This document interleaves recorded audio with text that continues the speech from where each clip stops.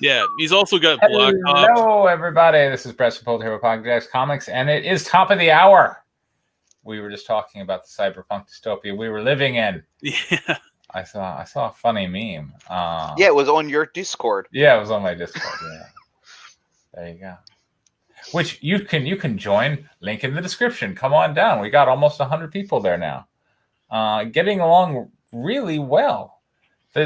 So far, there's only one guy. There's one guy we just kind of keep around just so we can have someone disagreeable, and he fulfills that role pretty well. So there you go. But we got 3 exciting scripts tonight.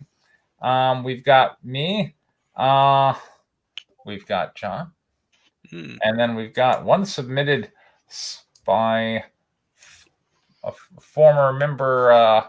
The war campaign, Cyberhide, which will be the second guy we've had on here from. Is he showing up to the stream? I don't know. It would be cool. We got to make that a rule. Like, if you want to present pages, you got to be here. Oh, some people get all shy. That's okay. Yeah, they got to get over it. I mean, I understand. You know, you got to be able to come out and talk. This is your elevator pitch. I know. I mean, it's a 30-minute elevator ride, but this is your elevator pitch, man. Yeah. You got to start somewhere. To anyone who can't do that, I'm very introverted. I am very shy, but I still come on the stream and I still present. So there you go. Yeah. Well, it's easy that even if you're shy or introverted, it's easy to talk about something you're passionate about. Exactly. You know, and if you're passionate about your story, it's one of those things. You just get started, because I'm the same way too, and Preston could tell you that. Like, congratulations on having your movie referenced Poker Night. That was pretty cool. Oh, yes, thank you. Yes, it was a lot of fun to do. I really enjoyed making that little short film. We had a blast. I think everybody involved in that project had a blast. Yeah. I don't know. Did anyone actually get their SAG card? I know everybody became SAG eligible. I don't think anybody. Actually did. Yes. That was the whole purpose of the project. Just FYI for everybody in the audience. John figured out, oh, hey, this is a way that they can't gatekeep us because we don't have SAG cards here in LA.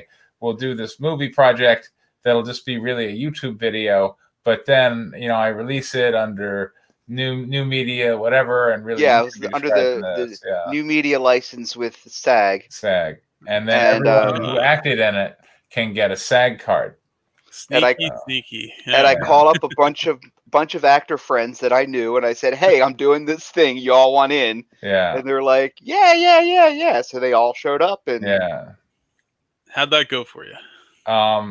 As we just said, we don't think anyone actually has gotten their SAG card, but it did recently. And I don't want to go into it, but it was somebody's movie credit on their IMDb. I'm like, oh, I remember that. I remember specifically I had stayed up pretty late the night before playing cards. And the thing was, I want to say John came pretty early in the morning. And I was just like, I'm going to sleep and you guys film. Have a good time. I think that's what ended up happening. Yeah, you went upstairs and went to sleep. And John was like, "Do you want to be in our movie?" No, I don't want to be in your movie. It's all right. So, anyway. You could have been SAG eligible, man. I could have been SAG eligible. Yeah. All right, so we got Angel of Darkness, right? Or something? Yeah. This will be the final 8 pages of issue number 1. Okay. Final 8. Ooh. Yeah. Planning on a 28-page book for issue number 1. 28 pages. Okay. It's not bad. Okay. Yeah, Larry's got 26? No, I've got 24. 24? I thought it was 26 on no. On whatever 25 maybe, but yeah. Samuel Erebus. Yeah. Okay. All right. Well, neat. And speaking of, we got that artist to work again, so. Yeah. Oh, good. And it's great. He's offering daily updates.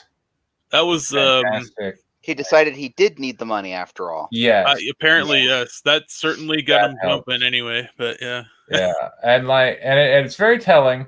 We were there in the little Facebook chat, and the last time he'd given us an update was early December 9th. Yeah, December 9th. Yeah. And that update started with, "Sorry, I've been out of touch for a while," right? So on December 9th, he gives us a, "Sorry, I've been out of touch for a while." And then we just don't hear from him, period. And, like, Larry's like, "Hey, what's up?" And he's like, "How were things?" And, of course, it's Christmas time and stuff, so we'll wait till after the holidays. But January, is here now. Yeah. And we're like, all right, let's get to work. Don't hear nothing, Nope. So then Larry types in an ultimatum, like, "Really disappointed if you don't," nothing. So I'm like, all right, fine. I log into PayPal. I go, refund. Within 5 minutes, that guy was in chat. You're like, "Hey, what's going on?" I'm like, "Oh, there you are." It was weird, yeah. And then the longest story possible. Yeah, like, "Hey, and what's it's like, up?" yeah. Life's been going really poorly for me. I'm sorry to hear about that. Yes. I am. And that involves you failing to fulfill your end of the contract. Right. Life, unfortunately, is getting even worse for you because I just refunded you, as I see. Yes. Well, but you can do something about that. The thing is, from my perspective, I would have been okay about giving him a little bit of leniency had he communicated within that time period to say, "Hey, this shitty thing really just happened, and I'm, gonna need to take some time or whatever." And I said, I would have been okay. I can understand that, but it was the dead silence, and it was like, did you just disappear or what? Yeah. Respectful. Yeah, very. Yeah. All right, so we got page 21, which is a splash page. Okay. Should I narrate? Okay. Yeah, sure. Preston, you can narrate. Yeah, there we go. Amazing how exactly. Yeah, exactly. That's what we were just commenting on. I could not get this guy to move. Larry done the Google search. See, is he on any of his social media? Is he on DM? Where can I message this guy? Website. I emailed him everything. Apparently, the social media platform that's best able to get in touch with him was PayPal. You send him a message through that, he's right there. I'm like, oh, awesome. Okay. Did you do all your correspondence through PayPal, or did you just wait until you hit the refund button through PayPal? No. Yeah, it was you hit the refund button through PayPal. And then yeah. Okay. Like his platform was Facebook. I think it's really the only thing he's on. Right. So, that's the only. Other than that, and email, it's the only two ways I had to communicate with him. So yeah. And look, this is again why I say I don't like 50-50 splits. Because if you get in a situation like that with a guy who's just falling off the face of the planet, what are you going to do? Yeah. But here it's pretty simple. Like, all right, we're going to find somebody else. We would like a refund on the money we deposited with you. No, wait. Okay, let's talk. Yeah, here's some pages. Okay. Okay. Yeah. Exactly. That was quick, wasn't it? It's almost like he had them ready to go. It's amazing how fast they work when you take their money away. All right, page 1, a mirror of page 1, panel 1. This time the train is moving away from us. The train is about halfway away from us, riding off into the night. Nikita stands on the platform, gripping the railing, letting out a long, loud, rage-induced scream. Caption, to be continued. Okay, and I guess the story ends right there. Right? To be continued? Well, the only thing I got to say, I feel like it's a little bit of an echo because we got this moving away from us and then away from us again. So, yeah, I can. Little echoey. Oh, wait. We continued it on the next page. What an ingenious place for it to continue. All right. Page 22, panels 3. Artist note, the following pages will have a black and white sepia tone look. Okay. Are you going to use a colorist, do you think? Probably not. I think I'm going to. I might use a different art team for these pages, or I might use the same inker and just not color these pages. Okay. Fair enough. Depends on the artist. All right. Let's see. Panel 1, a smoke-filled tavern. Ridley sits at the table with 3 other gentlemen, 2 black African and 1 white British, playing 5-card stud poker. The British gentleman leans back on his chair, arms crossed, a smile pile of chips in front of him. He has 3 face-up cards and 1 face-down card on the table. He ignores them as he has already folded. As a poker player, I can tell you if he's already folded, he should not have a hand. Just FYI. Where would it be? Would it be in the discard pile? Yeah, it would be in the discard pile. Okay. Yeah. I've never played 5-card stud, so I'm going off how I read Wiki. All forms of poker, once you fold, they collect your cards. Okay. Yeah. That's an easy edit. Yeah. The African gentleman sitting across from him and to Ridley's left places his cards face down on it should be his face down on the table next to his 3 face-up cards. He's basically just folded. Oh, okay. So he's also folding? Okay. Yes. All right. Places his face down card on the table next to his 3. I probably should make that more clear. Right. All right. And again, I feel pretty well qualified to provide technical expertise on the game. That's fine. When you fold, you turn the cards face down. So this is where does that matter on the type of poker you're playing? No. Nope. Okay. No, it's always face down. So, because the way 5-card stud works is you have face-up cards on the table. I'm well aware of how. So you flip them all over. Is that the way it works? all over, yes. Okay. Yeah. All right. Cool. No. As I said, I don't know these things, so that's why I'm asking questions. I'm here for it. Now, I mean, look, you will have exasperated people like, how could you? And they'll throw their cards in the middle, just face up, right? Like, okay, that's an improper fold, but the dealer will collect the cards, and then it's all the same, face down. You always put it face down. And if like a card flashed, like if we have a card with a secret hand, like if this were like a 5-card stud game, and somebody got really pissed off and they picked up their whole card, it was like, how could you do that? And this person saw the whole card, but that person didn't see the whole card. A dealer should take the card and show it to everybody so that nobody has unfair information, and then face down in the pile. When the act of folding, all your cards go face down in the pile. And the card that you don't that is your private card doesn't get shown normally. Does not get shown normally, no. Okay. Yeah. Now, how are you going to translate? Because what I just described is more like screenplay stuff where you give direction to actors. Here in a comic, you're only showing like one glimpse in time. It's basically, and I probably will clarify, is that the one character has already folded. The other character is in the process of folding because it's going to come down to Ridley and this other guy, Chester, and that's what the rest of the pages are about. Okay. Ridley stares at Chester Wilson, the African gentleman across from him. He has even less chips. The pot in the center is mostly chips, a few British pounds, and a gold ring. Page 2, inset Chester's poker hand. We see the single card he's holding, the ace of clubs on the table. 3 nines. On the table, 3 nines. Okay. Right. So it'll be positioned in a way that we can see his card in his hand and what's on the table in front of him. Sure. Yeah, that makes sense. Yeah. Yeah. Page 3, inset Ridley's poker hand. We see the single card he's holding, the jack of hearts on the table, the jack of spades, and 2 threes. Ridley, you don't have enough to call. And go ahead. Larry, you can be Ridley. Sure. Right, hold on. I feel I have to provide more technical expertise. No problem. Poker. Okay. In virtually all forms of poker throughout the history of the game, it has never been true that you never have enough to call. Uh-oh.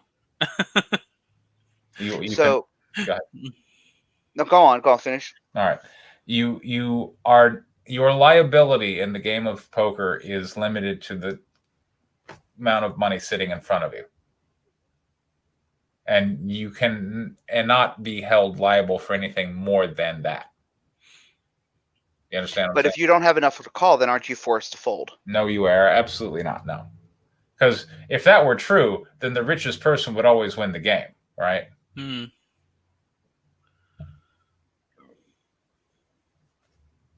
Okay. Okay. That is what going all in means. How do you force somebody to go all in then? That you bet an amount that forces them to commit all the chips in front of them. or for that matter, the other person can go, I am all in, I've said that phrase a number of times. So what if, okay. So I guess I need this character to raise with something that he doesn't have the money to raise. Okay, sure. Yeah, that would be fine. All right. That's the that's story-wise, that's the purpose. Right. Chester has to raise, but he doesn't have the money in front of him. Okay. So that's what I'm trying to force him into. And that's where that is coming from. So unless I'm mistaken about... I understand. I'm just saying, you see this a lot in movie poker, and movie poker wants to ignore the rules of regular poker because it's more interesting when we get people in over their heads. And so, but really, it was done best in Casino Royale. Casino Royale was a decent poker movie, except for the part where James Bond is a total river rat and a slow roller. Like, he's chasing down this impossible hand to make like a straight flush on the river or some bullshit, which he then slow rolls. But you guys don't even know what it means to slow roll, do you? All right. Nope. Okay. Slow I'm gonna say no. Okay. Yeah. All right. just some poker etiquette here, particularly Hold'em. All right. In the movie Casino Royale, James Bond on the river, and when it's all done, when all the money is in the middle, holds a straight flush. Right. Okay. Right. Okay. You didn't see the. All right. He holds a straight flush. Okay. So, but because of the suspense of the movie, we actually have the hands revealed in order, and I think Felix Leiter is like, I got a full house, and we see his cards first. There we go. research. I did. Apparently, I didn't do enough. So you know, as a professional poker player for years, right? You can just go ahead. Well, again, Preston, yes. When I first wrote this scene, yes, I wrote Texas Hold'em. Okay. And then I did a little research, and I found out Texas Hold'em hadn't been existed. It did not come in. Then, so I was like, okay, what kind of poker do they play? And then it would have been 5-card stud, and I've never played 5-card or draw. Stud. Draw is also pretty popular. So you did a lot of draw poker at that time. Like the old cowboy movies, I was playing 5-card draw. That's a very popular form of poker. But all right, so Felix Leiter, shows his hand first. I got a full house. And then now we see the villain who's like, screw you. I've got 4 of a kind. He had 4 jacks.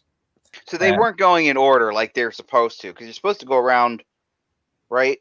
No, they were actually going in order, I think. The order was fine. It's just from the audience's point of view, we see the full house from Felix Leiter, and we're like, oh, full house. That's a good hand. And then the villain shows 4 of a kind. I forget his name. Played by Mads Nicholson, but then we finally have James Bond, and he shows a straight flush, right, to claim the pot. But here's the thing: James Bond had to know, unless he was a complete poker amateur, that he held an unbeatable hand, right? You see what I'm saying? Mm-hmm. They're like, on that board, no one could beat a straight flush that he held.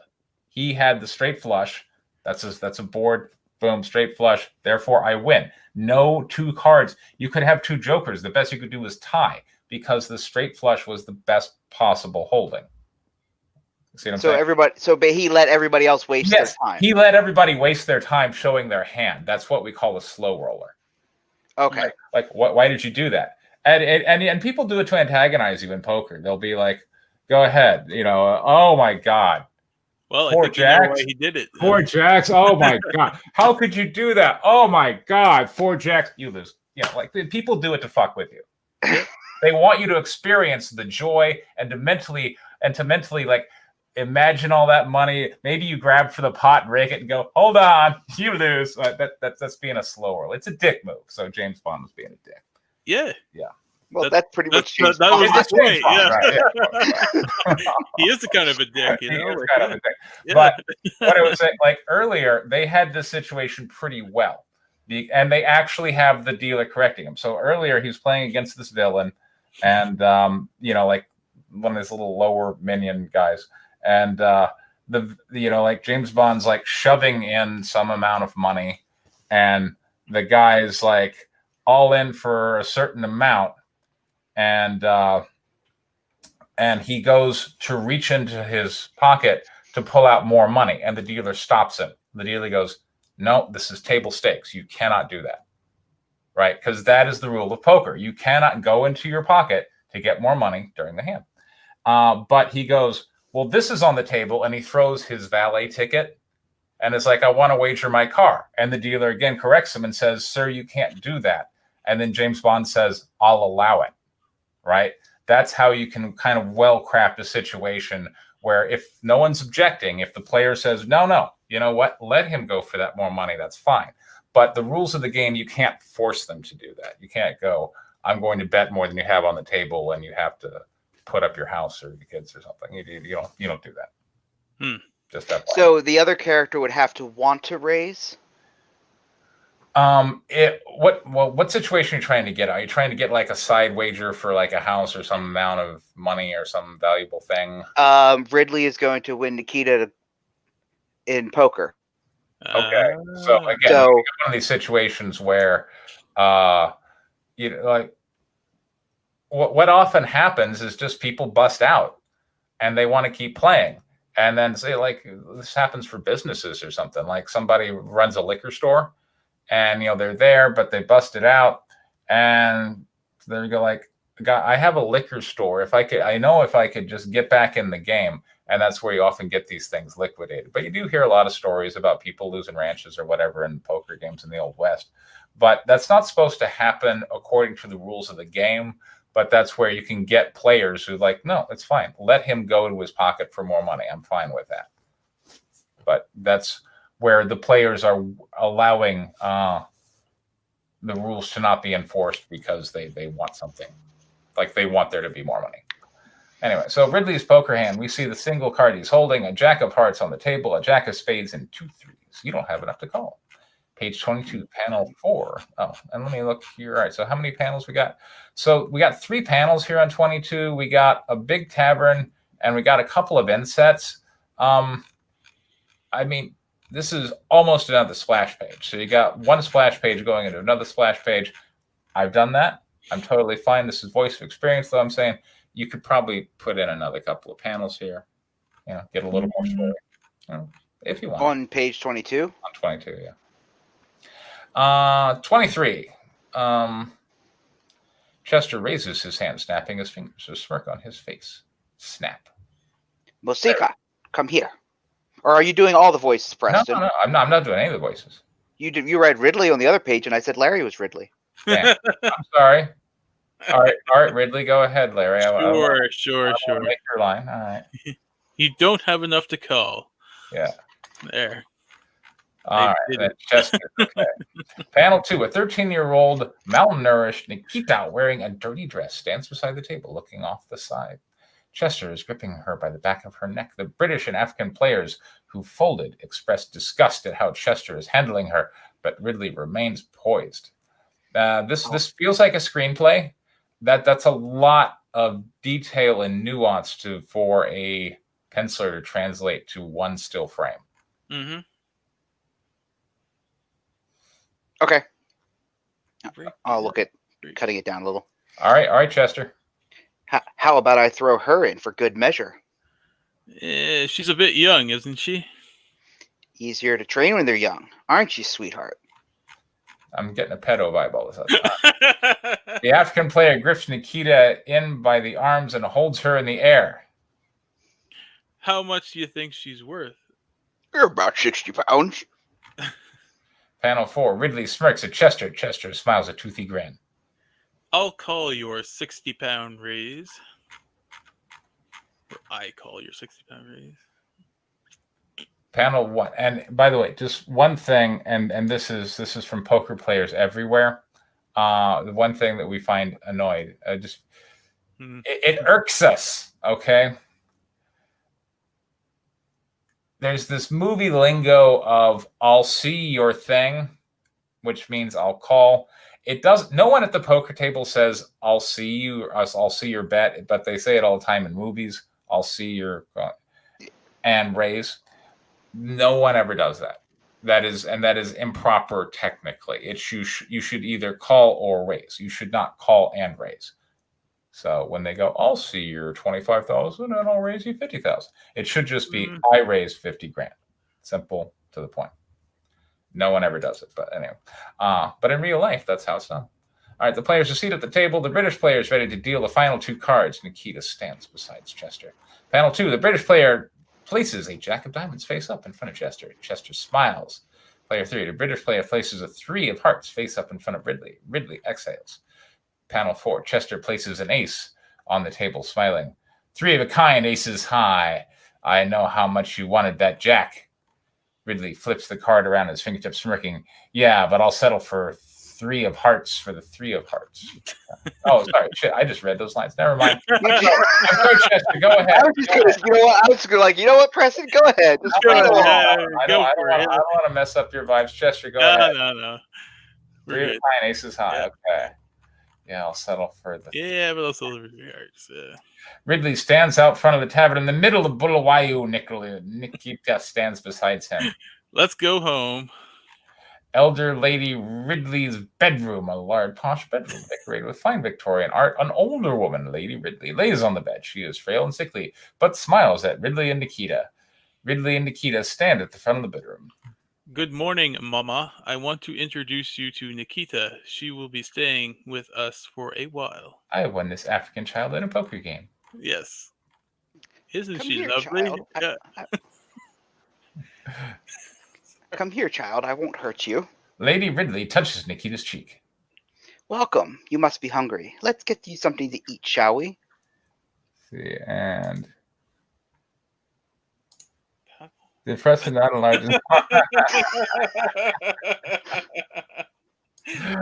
He needs his old man glasses. Yeah, Nikita, fresh-faced and wearing clean clothes, lays a serving tray of food over to Lady Ridley as she lays in bed. Panel 2, Nikita, young and healthy, sits in a small classroom as an Anglican nun goes over English phonetics on a blackboard. Panel 3, Nikita, age 14, sits in a chair reading to Lady Ridley as she lays in bed. Panel 4, Nikita, age 15, well, she's growing up so fast, stands in the kitchen directing the waitstaff as they prepare Lady Ridley's meal. But how would we know that that's what they're preparing? Right. Yeah, she's just kind of directing the. She's directing meal prep. Okay. Yeah. Panel 5, Nikita, age 16, stands at the front of the small classroom teaching English to other African children and adults under the supervision of an Anglican nun. Page 6, if it's important that she's an Anglican nun, you should put in a photo reference for what an Anglican nun looks like. Okay. I mean, if it's just a generic nun, then take out the Anglican part. Well, it generic as in they're not Roman Catholic. They're English, so they're Anglican. Yeah. So then you would need to give a photo reference to that penciler. Otherwise, they're going to come back with something you're not going to like. Yeah. Okay. With rosary beads and everything. Yeah. I don't even know Anglicans use rosary beads. They don't. That's what I'm saying. Whenever you put in a detail, it's in comics. I know this is not done in screenplays. Yeah. The assumption in screenplay is that you're going to have a wardrobe specialist who's going to go and figure that out. But it depends on your budget you're writing for, honestly, because most of the low budget stuff, like your wardrobe specialist, whatever. So I found like most of your low budget scripts, you should go ahead and put in some details in there as well. But in comics specifically, you're going to need to go photo reference a lot of times. Here's what an Anglican nun looks like. Okay, I'll do that.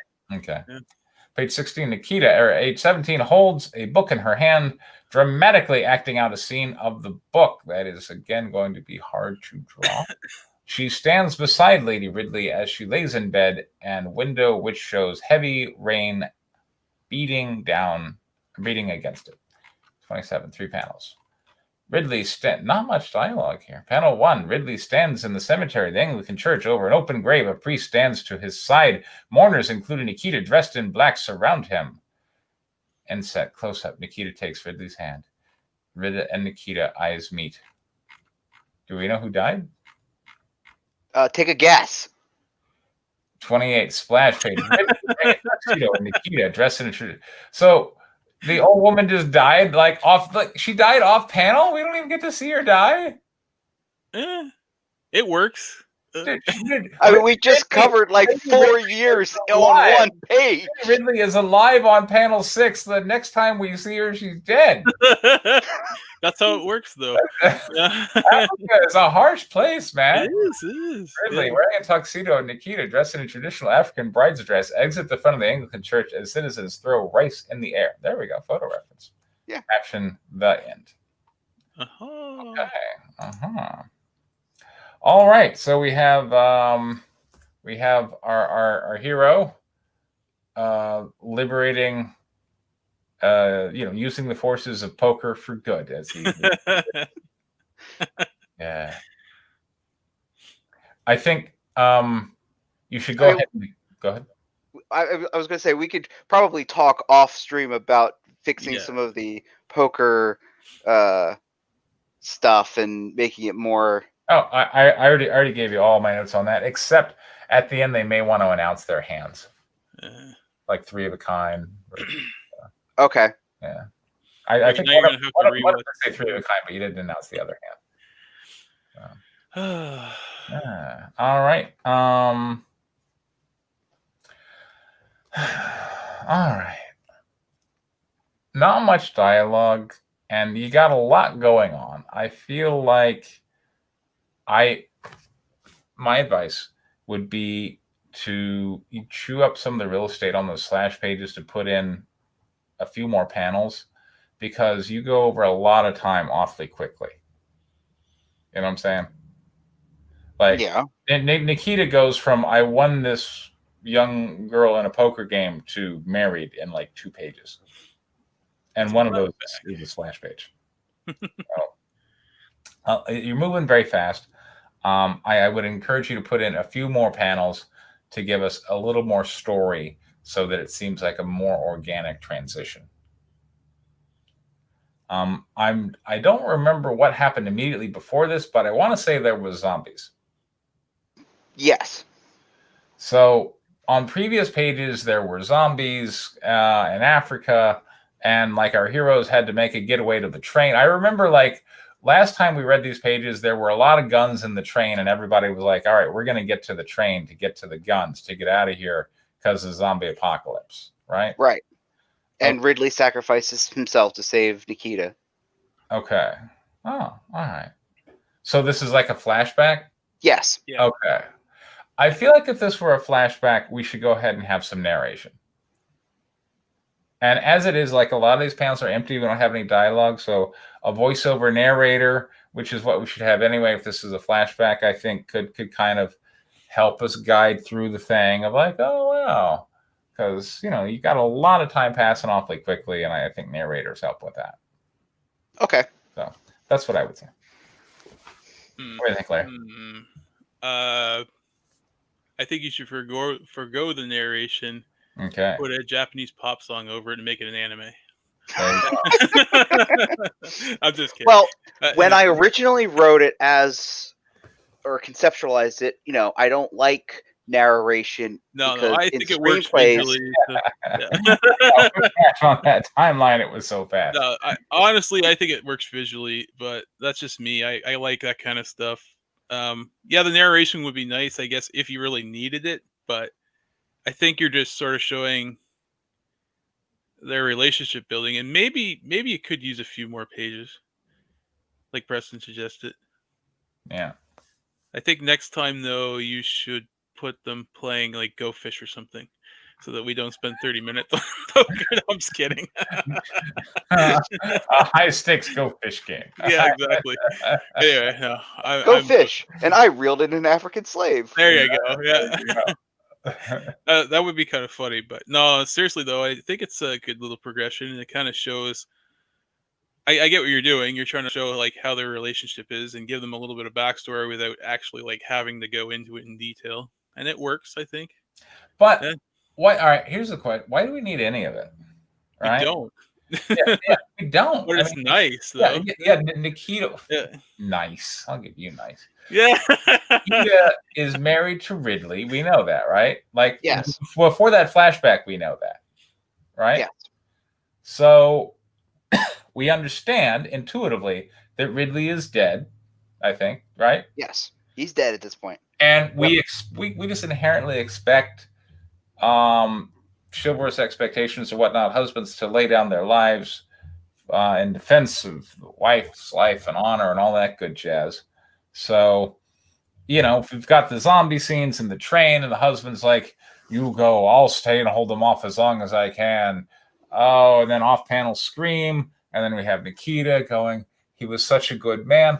I don't know that we need, 6 or 8 pages of a flashback about how they met. Now there may be some important plot. I just don't. I don't see. Is there an important plot? Yeah. Well, why do we need that? Yeah. Why do we need it? I'm asking seriously. I don't know if it's necessarily needed. I just thought it was nice. I thought it was nice. And I wanted issue 1 to be 28 pages, and my issue 1 was 21 pages. And when I started writing this, I had expected it to only be 4, and it ended up being 7. And I'm like, by the time I was done, I'm like, oh, it's 28 pages. Well, I wanted it to be 28 pages, so hurrah! All right. Well, it feels like filler. Just saying. Is that a bad thing? Yes. That's kind it's a bad thing. No, it's like you don't lay on the melodrama, man. Don't even listen to him. No, I'm just kidding. You will be a hit with the women. There you That's go. all that matters. Yeah. You got to get that female audience, man. Yeah. Oh, and the other thing was, well, unless, of course, because of the way I rewrote it, you don't feel this way. But the last time when we were about at this point in the story, you didn't know who the main character was. Right. True. Now the main character is Nikita, right? Yes, and that's more than obvious. Okay. So all right. I still feel like I could understand who the main character is. Although, again, this is clearly a story with a high body count, right? Which again makes this scene kind of like, why are we here? We got people to get to know the character, really. Yeah, but we're learning about a character who's already dead. Oh yeah. But I mean about Nikita, learning her backstory, getting her backstory. She was an African slave that was won in a poker game and married by a rich white widower, right? Lady Ridley was his mother. Oh, okay. Yes. Okay. Neat. That's why you called her Mama. Mama. Okay. So that's what that wasn't a pet name. We needed the pages so we understand Ridley's relationship with his mom. So now we understand that dead character liked his mom, who was also dead. He liked his mom. Yeah. I still think you could replace this with a line of dialogue. There could be an offstage scream, and then people go, "Oh my God, Ridley!" And then Nikita can go, "And he loved his mother too." Or you could replace it with 4 pages of him being horribly ripped apart by there we go. There's another way to go. And as his dying breath is going to be Martha. Mama. Please. And wait, and then you'll have another zombie go, "Why did you say that name?" Martha, why is it Martha? Oh no. Yeah. We're not going there. We're totally going there. All right. All right. Get on there. Here we go. So, page 8. The cockpit's protective canopy remains open. I need to fix that. Inside the cockpit sits 4 airlines to connect. Oh, wait. The flashback. Oh, here we go. The flashback would go better if she was sharing her grief with a supporting character more naturally. Yeah. Yeah, that could work. Yeah. Yeah, that you know what? That's to me. That's like the only way I would like that scene is if she were it was a conversation. People are like, oh yeah, They're gonna stop in the middle of a zombie attack and have a long conversation about her past, though. Yeah, Yeah, it's hard. It's a hard one to do. It don't fit. That Lego don't fit. The only person she could talk to would be Aaron, and their relationship is supposed to grow over the 5 issues. Okay. They're not chummy until about issue 5. You know, so okay. But you know, wow. Yeah, that's a long way. All right, the cockpit's protective armor canopy remains open. Inside the cockpit, 4 airlines. Four airlines connect the body of her suit to control her body temperature, a line for breathing air and another for data, both of which connect to her helmet, and 2 larger joined bio-waste relief tubes which connect to her crotch. There is a latch towards the back of the cockpit designed to hook onto the helmet that will lock her head in place, that will help prevent having the vertebrae of her neck snapped during the violent maneuvers or enemy hits. Leia connects her airlines to her helmet. We have a sound effect. Panel 2, having connected all of her hoses and lines from panel 1, Leia orders the pod to readiness. Larry, you are Leia. Sarah, you going to read all the dialogue lines in this one too? Yeah, I know exactly. Yeah. FP27, and this is Beta Knight Donovich. Come online. Panel 3, the interior cockpit powers to life. Multiple screens show video feeds from different vantages. John. FP27, Armor Suit 412 responding. Well met, Knight. Mission protocols call for weapons free. Stand by for a readiness test. There you go. It is very much like NASCAR without the patches. Mm-hmm. Well, they might have patches too. We don't know. Panel 4, Leia looks straight forward. Her face reflects the pale light from her heads-up display HUD as she commences. Repeat the following. I am prepared to kill the enemy if ordered. Panel 5, Leia's face remains in the same pose as Panel 4. And Alexi, go ahead, John. Lilia, I'm in trouble. Page 9, 6 panels. Panel 1, inside her power armor. Leia's face is frozen with fear. On a display screen, a companion in FP27 power armor is under fire. Too many missile locks. Try to shoot some. Panel 2, the missiles explode on impact, and the power armor disintegrates in the explosion. Lilia! Page 3, Lilia stares straight forward in the glow of the light from the HUD. You may begin, Beta Donovich. I am prepared to kill the enemy if ordered. Panel 4, piloting power armor number 32, bearing a white lily insignia and a few kill markers. Leia walks the power armor from the maintenance pod onto the hangar bay, and we have control.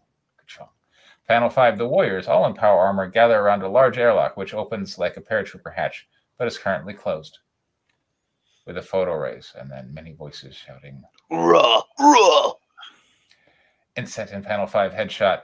Baranov in his helmet barks orders. All right, warriors. Baranov is going to be Larry. Okay. All right, warriors. This is the time of truth. Page 10, panels 5. Panel 1, the hatch opens as the warriors stand ready to deploy. Panel 2, small headshot panel. Baranov. Let's go. Panel 3, Katya, which will be John. God is great. Hoorah. There we go. Panel 5, they both fly out into space with the other warriors in armor. Page 11, 5 panels. On Lilia's heads-up display, a scanner shows her surrounded by 11 other friendlies, each grouped as a pair, heading away from the transport. The distant enemy ship is outlined in red. We beat the enemy to deployment. Panel 2, viewed in profile, the FW-200 transport carrying the enemy appears as a sleek black and foreboding with yellow trim and highlights. The trapdoor below the nose of the transport opens like a giant mouth to reveal enemy combatants wearing BF-109 armor. Not that it made any difference. Panel 3, the enemy combatants launch themselves away from their transport and out into space. Panel 4, Lily and Sergei fly close together as they approach. Panel 5, on Lilia's HUD, multiple bogies appear, each for the targeting highlight. Page 12, panels 5. Panel 1, the over-the-shoulder autocannons appear from Lilia's rear-mounted weapons pod and train on a distant target here. I'll zoom in a little bit. That'll help my aged eyes. Panel 2, her HUD locks in on a single approaching target. Panel 3, Leia opens fire with her cannons on the approaching enemy. Panel 4, the BF-109 takes evasive action as the bullets fly around it. The enemy was faster, more agile than NA I have ever faced. Oh, Preston. Yes. You have one monitor, don't you? I do. Yeah. So, and you have probably a lot more on your screen, whereas we can blow it up and the script takes up the full screen of the page. That's neat. Yeah. Maybe you should invest in 2 monitors, and then you can have a projection on one monitor. And it's actually slightly more complicated. I have but one monitor here. So. Because I actually have a second monitor sitting right there. And no, I'm teasing them because we had this conversation last week about something else. And that computer that is currently running actually has a video card in it, so I could run 2 monitors off of it. But I have a Mac OS loaded onto it, which it's not supposed to be, so it's not designed for it. And the Mac OS does not support that video card in 2 monitor thing, so it will cause a catastrophic failure of the entire system. Which is always fun. Yeah, but if I run it in Windows mode, it'll probably be okay. Yeah. But so that's. I know. Heaven forbid you use Windows. I know. Oh, Ryan is back in our Discord. Hello, Ryan. Anyway. I was just telling Preston I have 2 Mac paperweights now. Yeah, so. There you go. The BF-109s continue to dance around the rounds. In distance space, 4 PF-27s open fire on it. So, yeah. We couldn't touch any of them. Page 13. Max. Max. I mean, at this point, no, I'm actually on a PC now because both of my Macs broke. So the thing I'm really locked in on is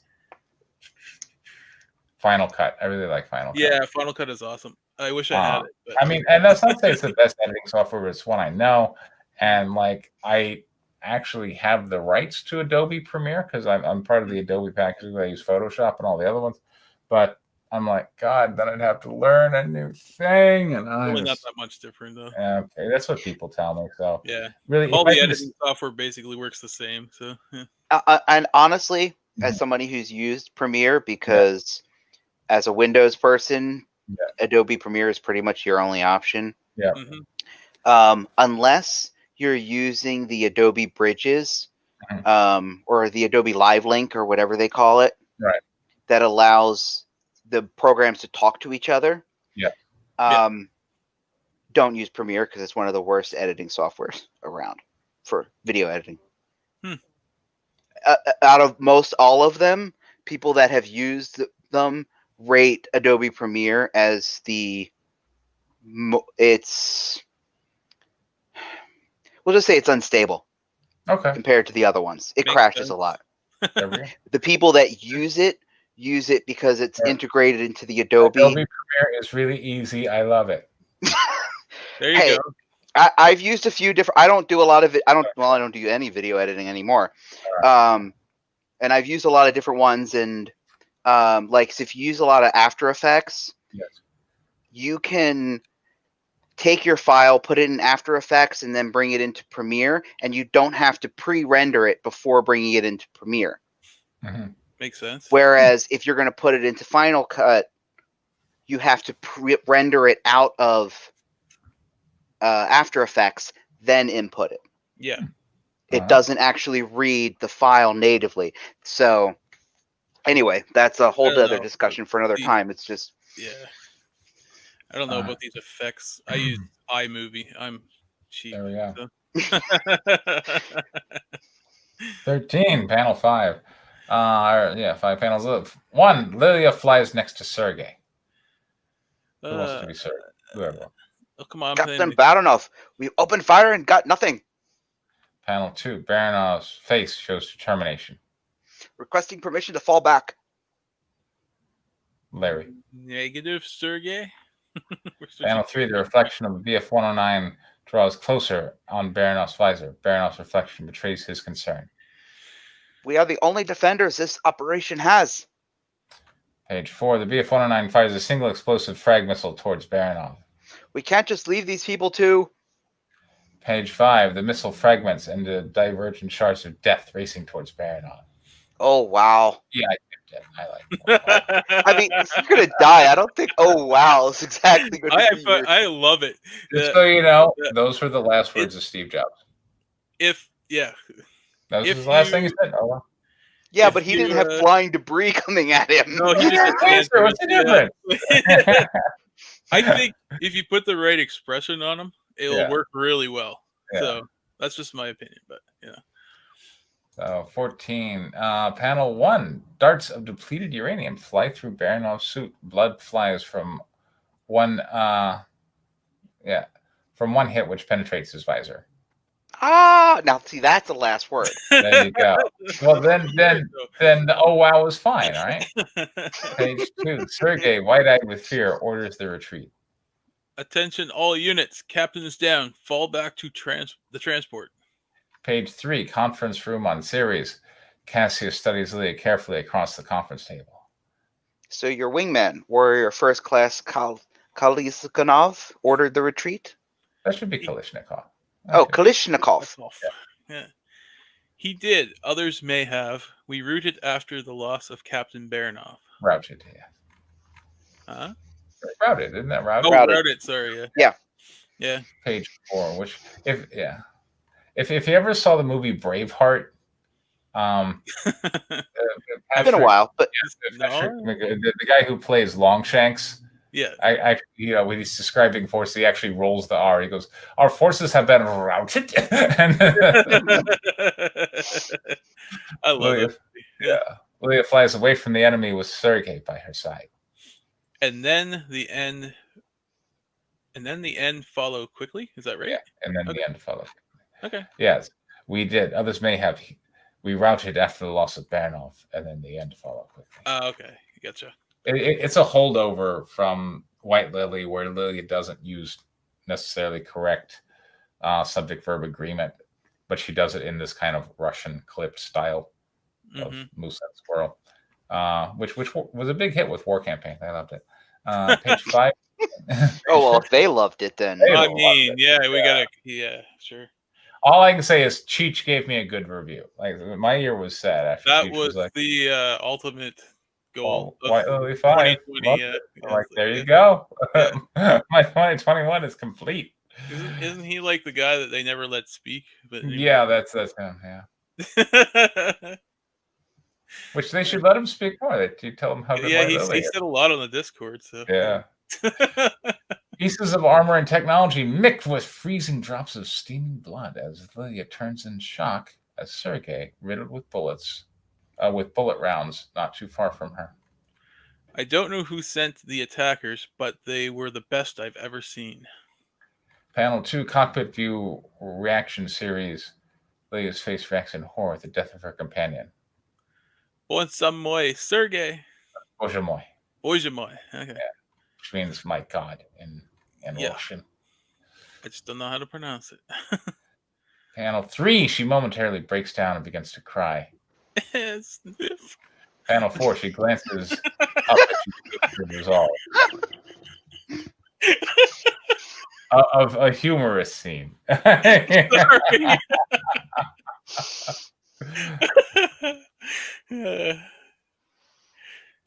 Sorry, where are we here?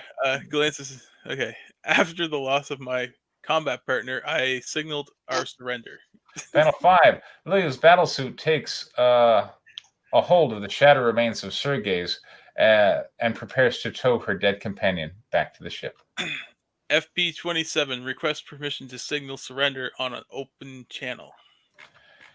Page 16, 5 panels. Panel 1, Lilia flies, dragging the hulking armor of her dead companion in the armor of her left hand. How should I phrase it? FP-27 concurs. Surrender message commencing. Attention all combatants. Under Article 2 of the Space Warfare Treaty, all combatants are ordered to cease engagement and allow for orderly surrender and retreat of defending force. Page 2. Lilia's pod approaches the Act 3 transport, whose rear hatch hangs open for the warriors to return. Beta Knight Danovich reporting surrender. Signal has been issued. All units respond with status and location. Panel 3. Lilia's pod lands in the bay carrying the hulk of her dead companion. This is Beta Knight Danovich. Sound off. Panel 4, Lilia looks out into the field of distant stars. A few asteroids dot the horizon. Did anyone survive? Did anyone else survive? Sorry. Panel 5, from a more distant vantage, the Act 3 transport sits in space against a backdrop of stars and asteroids. It feels small and insignificant. Anyone? 17, 5 panels. Panel 1, headshot. Tears begin to stream down Lilia's face. Damn it. Wasamoy, they're all dead. Panel 2, Lilia's face shows joy. Okay. John. That they're all dead? John. Katya. This is the chaplain. Message understood. We lost. Returning to base. Katya, good to hear your voice. Panel 3, 3 enemy combatants in BF-109 armor idly observe Katya flying back towards the Yak 3 transport. Probably the only thing we can rejoice in. Panel 4, back at the Sirius Station briefing room, Leia sits at the conference table for Cassius. Voltaire was lost without inflicting a single enemy casualty. We have no chance to study what these new enemy suits can do. Headquarters needs information to formulate a response. All my answers died on the battlefield. Panel 5, Cassius and Leia stand. My superiors will not be pleased with my report, which they will want to hear immediately. You are dismissed, Donovich. Yes, sir. And that's the story so far. So. Woo! Yeah, stop sharing. Panel 0. Panel Yay. 0. So I got to decide how the story ends. That's always the fun part, eh? Yeah. It's just the end of issue 1, but yeah. There we go. I need another 6 pages or so out of it. All right, what do you think? It's good. Yeah, good.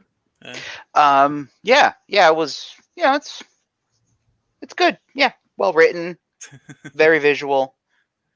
Mm-hmm. I'm trying to think of the positive things first. Got nothing nice to say. Don't say anything at all, right? There you My go. mom always said. I appreciate that. Oh my. So I mean, yeah, in that sense, it worked. Okay. How did it not work? Clearly, it didn't work in some sense. There was some one sense. I don't remember why they're there. Okay. And I don't remember if that was why they're on this mission, and if that's important. We go over that in the first 8 pages. That's probably my bad because I don't remember the first 8 pages. Yeah. I remember something about a mining thing. Yeah, they're basically there to defend a mining operation from pirates. And the pirates come, and then they go out. But we don't see the pirates at all in these pages. Not really, no. The pirates are the guys in the armor that killed everybody. Those are the pirates. Okay. So they're retreating, so they basically surrendered whatever they were defending to the pirates? Correct. Yeah, and Cassius says, we lost Voltaire without inflicting a single enemy casualty. Mm. He did say that. He did. He did say that. I didn't remember what Voltaire was. Voltaire's an asteroid. Which I was thinking of the guy that wrote the books. Of course. Well, before there was an asteroid, there was a guy who wrote the books. Actually, the asteroid existed before him, but it just wasn't named after him. That's right. Yeah. But yeah, named after him, there's an asteroid named after Voltaire. Oh, God. That'll be floating around for billions of years. Good for him. Yeah. That's my goal, to get an asteroid named after myself. There you go. You get a star named after you. The guy on the radio said so. Yeah. True. It's like $50. Biggest scam in the world. Hey, that's a great idea. Yeah. But see that star? Yeah. Which one? That one. Yeah. I know, right? I mean, at least with and Voltaire's supposedly like visible from Earth with a telescope. So, poor John. Yeah, I don't know why. I don't know why poor John. I don't know why it's poor John. But anyway. Poor Preston right now. He's getting the one ripped apart. But anyway, any other notes?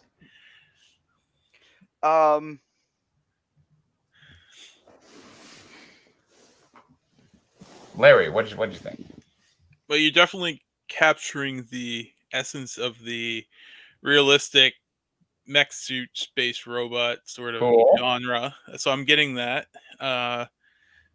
It definitely fits within that, and I enjoy that sort of stuff. So I don't really have any complaints yet. Okay. I like to see where it's going. Yeah, me too. I'm waiting. Yeah, it's the hard part. So far, neither of you told me where it's going. I'm like, yeah. I Well, guess yeah. Sorry, yes. I thought Larry was done. No, I was gonna say something. Well, I say, well, obviously they're gonna have a giant disco dance party on one of the asteroids later on, Shit, that's right? a great idea. That's a wonderful idea. Anyway, go ahead. But besides my emotional connection to these characters from White Lily, Yes. I'm not taking this story as it stands. Yes. I don't know why I should care about Lilia yet as a character. I mean, besides yes, she saw all of her companions die, but Yes. I don't know if that's. I guess I'm waiting for the save the cat moment. Mm. Okay, And I'll add a page where upon returning to the transfer. That's not exactly what I mean, but takes down and it's like, I love you, and then there we go. I don't know. I guess I just don't feel an emotional connection with the character. Right. Okay. And I feel like she's displayed a fair amount of emotion in these pages. I mean, she was crying twice. I had her crying. It's true. Over dead people. You drive a harsh. I don't know. I'm not saying. I don't know. I don't know what it is. All right. I don't know. Maybe you're just racist against Russians. Yeah. Oh, he needs what it needs is a nudes. No, I'm just kidding. Anyway. What if there was a scene like the equipping scene she's in the locker room, like recovering with after everyone's dead? Yeah, and she's like, "Oh my God, they're all gone. I'm so sad." And I mean, like, that could work. Yeah. Do you want to touch my pussy? There you go. And then like, what? And then Katya hands her a cat, and then she's petting a cat, and very cute. The cat like licks her face.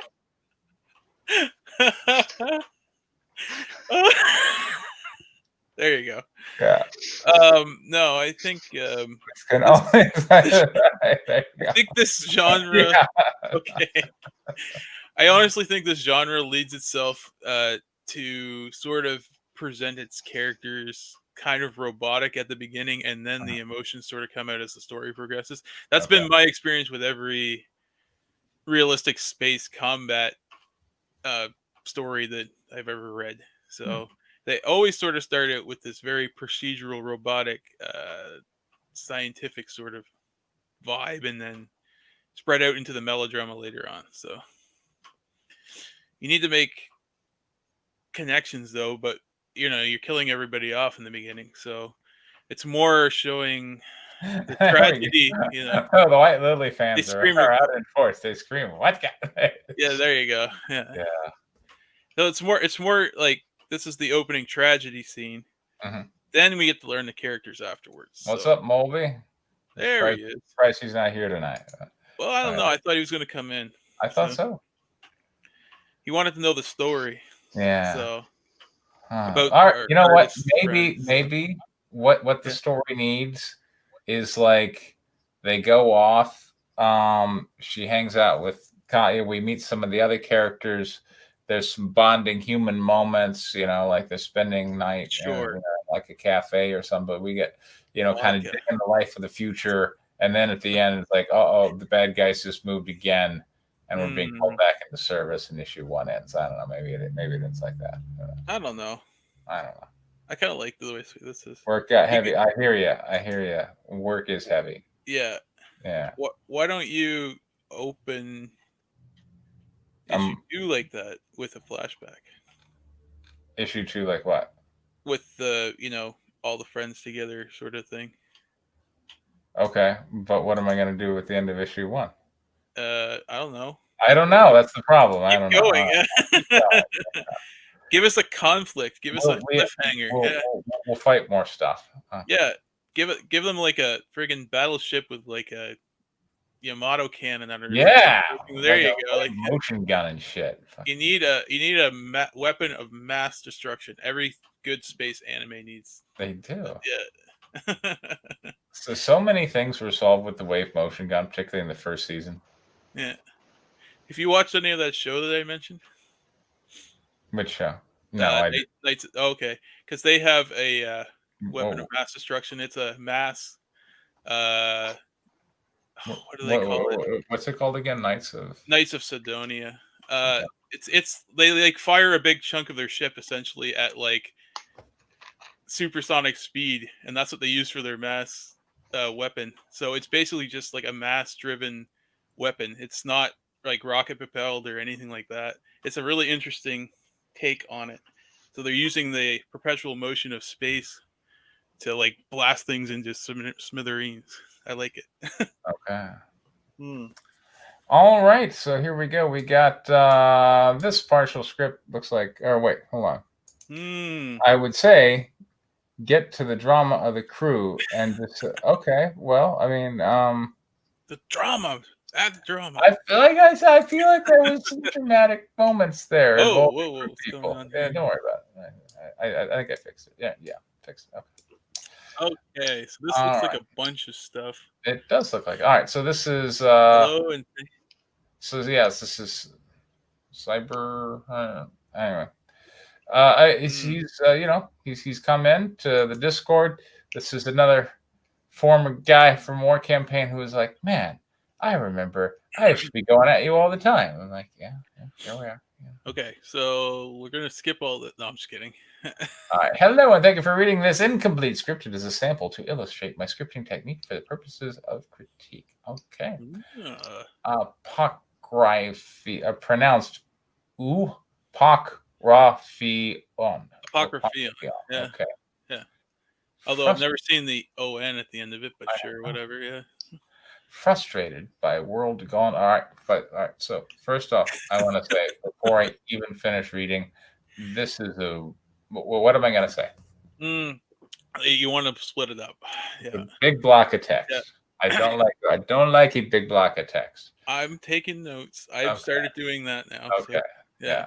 So is this a script or is this just like a world story introduction? Script, apparently. Okay. I mean, I don't see anything in script format. Nope. Yeah, let's down further though.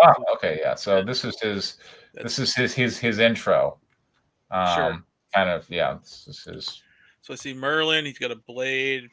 So I mean, I would say that either make it part of the page or throw us right into the story because we're not going to have this information when we're reading your book. So yeah, I would say you can cut this intro. We got like 4 different types of like mythology merging into one here. Hold on. Pretty interesting. You don't want to end up with too much action and kill the tension of the relationship between the crew. You have to have some recovery time and a way for the characters to display their. There we go. Yeah. Okay. Not if you want to murderize them all in the first just 16 pages. No, he's saying that I can take some of the ending pages and spend some time here on like the more subtle moments. You know. Like your idea you mentioned about them just sitting around. Yeah. Right. You know, do your swarmish scene first. Introduce them sitting at. Well, actually, you kind of did that with the whole church thing. Yeah. Now I'm starting to remember those pages. Yeah. How easily you forget the Muslim Christian fusion. Yeah, because you made a big deal about that last week. Well, I've remembered that part. Okay. But I was lost. But the other characters were doing something different. No, they were all at the church. Yeah, they were all in church. Yeah. Okay, so I guess because you mentioned something about having them all just sitting around talking or whatever. Okay. Them being Italian, right? And introducing some new characters because I just killed off all. Yeah, exactly. Right. Okay. Yeah. Never mind. I'm going to shut up on that now because I don't know what I'm talking about. All right. Fair enough. Okay. Well, I guess if you want to keep it the same as it is now, the idea would be to maybe end the book introducing her new squadron or whatever you want to call it, flight group. I don't know. Yeah. That's an interesting way to do it, I suppose. And then you could have them be. Ooh, that's a good idea. Have them be like complete opposites of the other guys. So the other guys are like hardcore conservative sort of religious people. There we The other go. guy should be degenerate, hard drinking, dope smoking people. Okay. Yeah, there you go. That's There how you you go. Oh, I like that. there. That's a Yeah. good idea. Yeah. Then you can bring some of your, nudity jokes in and stuff like that. But no, I'm just kidding. Okay. Yeah. Frustrated by a world gone awry, God creates a divine man known only as Merlin and sends him to Earth with the sacred and singular duty of cleansing this world of corruption. Merlin's quest leads him across Albion, liberating his fellow man from the tyrannical rule of evil giants known as Nephilim, the unholy children of man and fallen angels. That you need a carriage return, like right there. Merlin's task is complicated, and again, I tell all my writers this: avoid passive voice. Instead of Merlin's task is complicated, it should be complicating Merlin's task. He further discovers, complicated Merlin's task. He further discovers that seeds from the tree of knowledge have been brought. I mean, we got passive right there too. Have been brought to Albion, and the Nephilim seek to obtain godhood by consuming the fruit from the tree. In Archrythion, the original sin, Merlin receives the blade of his birthright, a sword made from the fires of the sun, to assist in his siege on the ruling Nephilim in his home city of Diva. The calamity of this conflict attracts powerful allies, an alien woman named Freyan, and an enigmatic sorceress named Delilah. So I'll just go ahead and reiterate what John is also. We are of the tradition that we don't put these kind of world building explanations at the start. We go straight into the story, and just do it that way. But the tree discovered that there is a tree of knowledge growing in the north, and that the journey there is thick with every manner of nightmare and temptation imaginable. Merlin must not only survive the passage to the lands where the white wind forks, he must also retain his divine purity as fallen angels near and far seek the light of this Son of God. All right. Original sin. No, there could be some boobies and maybe a succubus. There we go. We endorse drug use on this tree. Routinely. Absolutely. Yeah. Page 1. All right, John, why don't you be narrator? All right. Environment night, exterior shore of giant lake with giant flaming tree at its center. Oh, there is a giant lake at the center. Sorry. Well, it's not funny. That's a description I've never seen before. I've never seen a lake that had a giant flaming tree. No. It's environment night, exterior shore of giant lake with giant flaming tree at its center. Yes. There is a giant lake at the center of this lake is a giant tree. Yes. He just said that.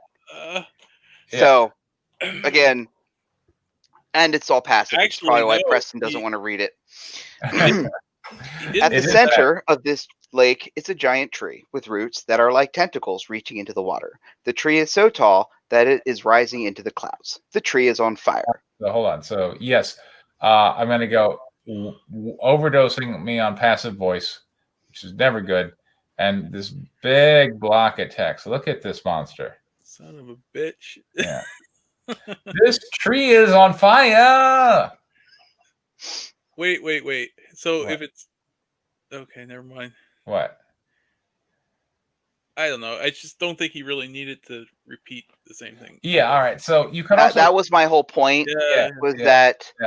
This is tell us what's in the scene. You don't need to give us this parenthetical and then repeat the parenthetical. Well, and also... Unless that's the name of the place. Shore with a giant lake with a flaming tree at its center. But I mean, still... But again, it's a comic book, so how do we know that's what it's called? All right. Unless I've been that's what it's criticized for being a little too rough with No. So I will just say, all right, we got like the tree is. So the tree is so tall that it is rising in the clouds. The tree is on fire. Instead we can combine this to say a tall giant tree, a tall, giant, flaming tree rises into the clouds. With tentacles reaching into the water. Yeah, and then we can combine it with this. Yeah, so this could all be combined into one sentence. Yeah. That's just fine. I understand. He's just sort of like blowing the script out. A large flaming tree yeah. sits at the center of a lake. Yes. Yes. Yes. Large and unless it actually has tentacles. Yes. It does. You may want to describe it as what they actually are, unless it actually has tentacles. Well, I mean, if it's a tentacle tree, that's fine. Yes. But if you describe a tree with tentacles, your artist might draw a tree with tentacles. If you're trying to be creative in how you describe its branches growing out, and you don't just, I mean, he's going to say large branches of the tree are falling toward the water. Are the branches the tentacles? Because otherwise, it's going to have tentacles. Right. And you may not want to have a tree with tentacles. I don't know, man. Like, all right. That sounds kind of cool to me. I'm going to go ahead and dive in. All right. So large branches, again, we're doing passive. So look at all this passive voice. Large branches of the tree are falling towards the water below. There is a branch hitting the water, and a large wave is being... leave the passive voice behind. And a large wave is being formed from the branch hitting the water. Merlin and a giant are... I think this whole thing is passive. All right. Merlin and a giant are on the shore of the lake. Merlin is facing the reader, and he is standing on top of a 15-foot tall giant man's chest. The giant is on his back. All right. I'm not going to read the next sentence. I'm just going to wager. Is it passive voice? Who's ready? It is. There are 3 swords poking out of the giant. All right. How about the next one? The giant's armor has been broken. All right. How about the next one? Merlin is holding. Okay. Okay. There are 4. Okay. Yeah, each head has been. One head is like this entire paragraph, which is real big, is way too passive. It's also like 5 panels, not 1 panel. Yeah. Yeah. I was going to go to that way too. Too much stuff there. Yeah. There's a lot of information going on. And you don't need to put no dialogue. So there we go. All right. So, and I think this was just a sample for scripting techniques and purposes of critique. So I think that's pretty good, right? I think like that's a good way to start. Yeah, I think we can end it right there. That way I'm not harping on the same thing, because I'm pretty sure if we go to the next panel, it's going to be big block of passive text. And way too much stuff going on in one panel. So yeah, we don't want. And here now that our stream is over, we have Molby. Hello, Molby. Hey. Hey. Oh, fashionably late to the party again. Yeah. Yeah, man, I had to be a part of this, man. Boy, thanks for jumping on in my Discord. Gotta admit, that place is entertaining. Yeah.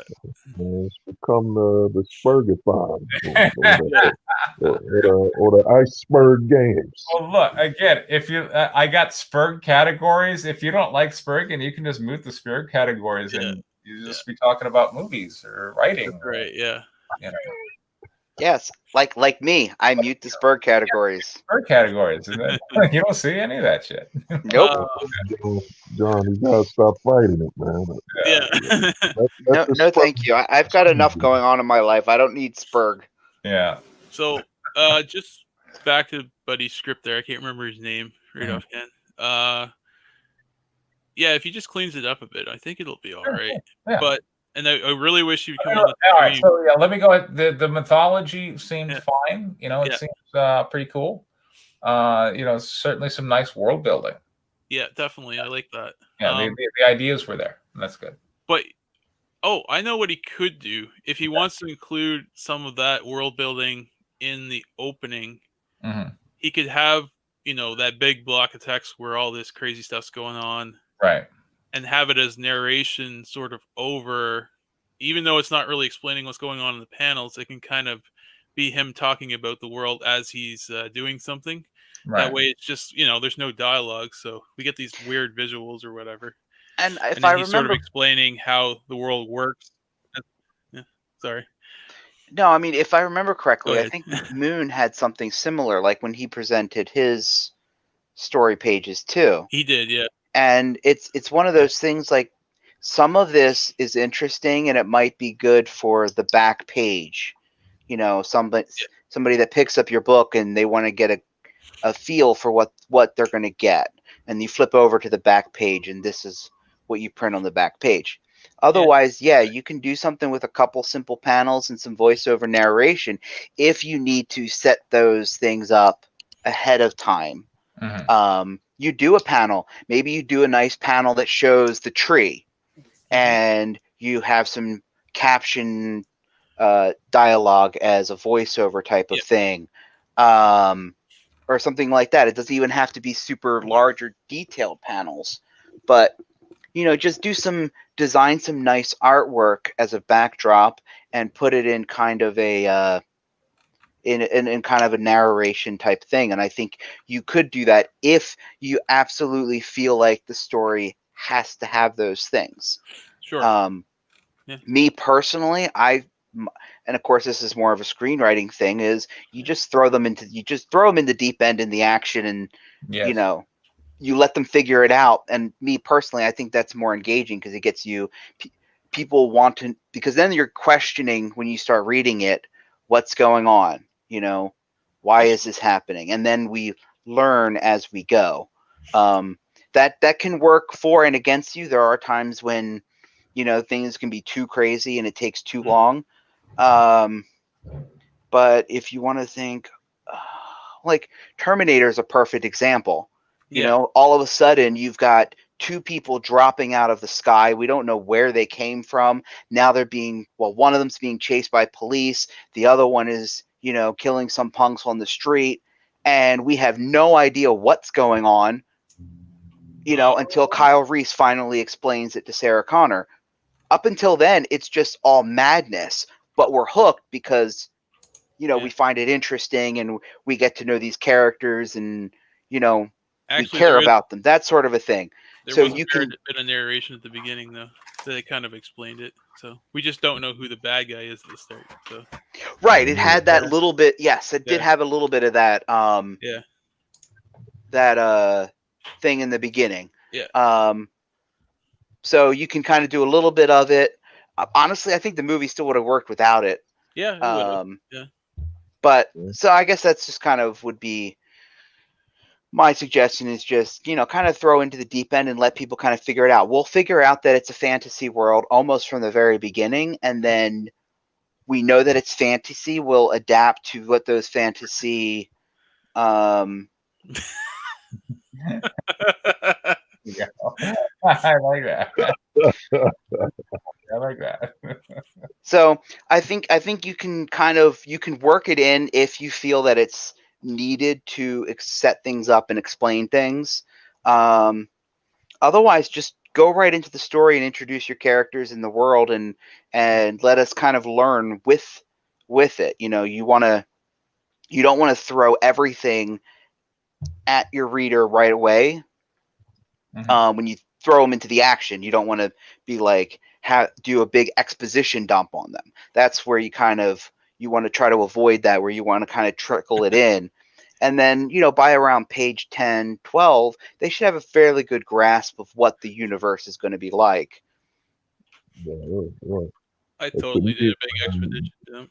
So John almost had a Samuel L. Jackson moment.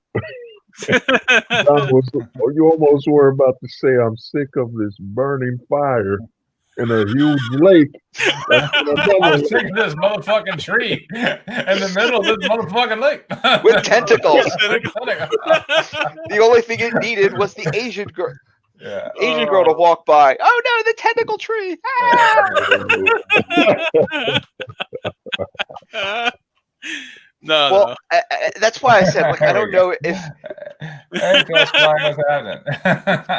already told you, man. Yeah, my definition was fucking perfect. Cloud is the opposite of the writing stream. Yeah, but, exactly. The good news about the writing stream is it doesn't get any views, but I get finished scripts out of it, and those I can turn into comics. There you go. You know, man, to me, I had to be on here because, man, where they were hating on Preston and attacking him, they see him, they can learn from the man. You know what I'm saying? You can learn writing here. You don't just learn to back people and support them Right. without, without any thoughts. You can learn Yeah. here. Exactly. And that's big. But to me, man, another thing is this, man.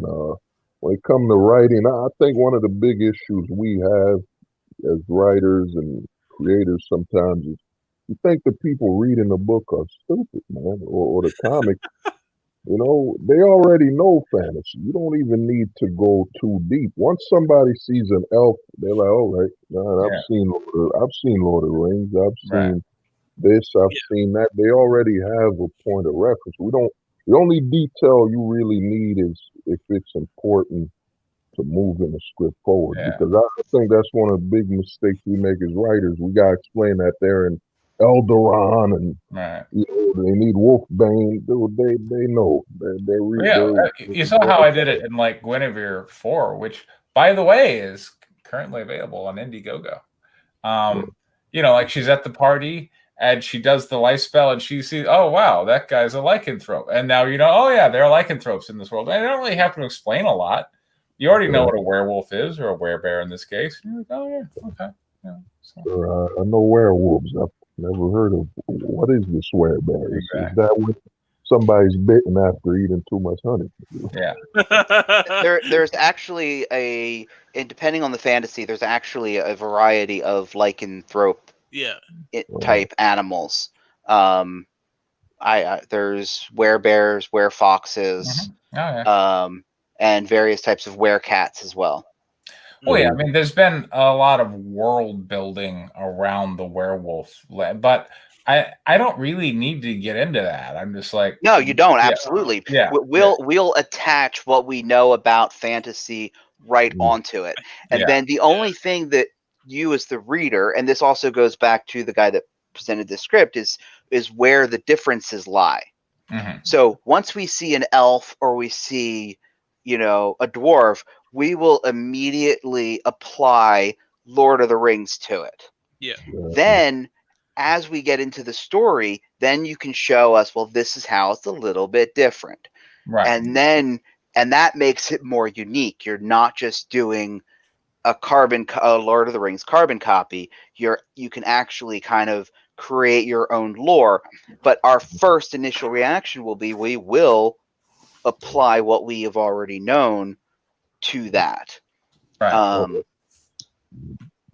We don't need to know all the rules about how a werebear changes form. Does it change with a half moon instead of a full moon? We can figure all that stuff out later. We immediately know what a lycanthrope is, and we can apply what we know to that. And then as we get to know that character and their world, then things can kind of adjust. Well, to me, I look at it like this, man.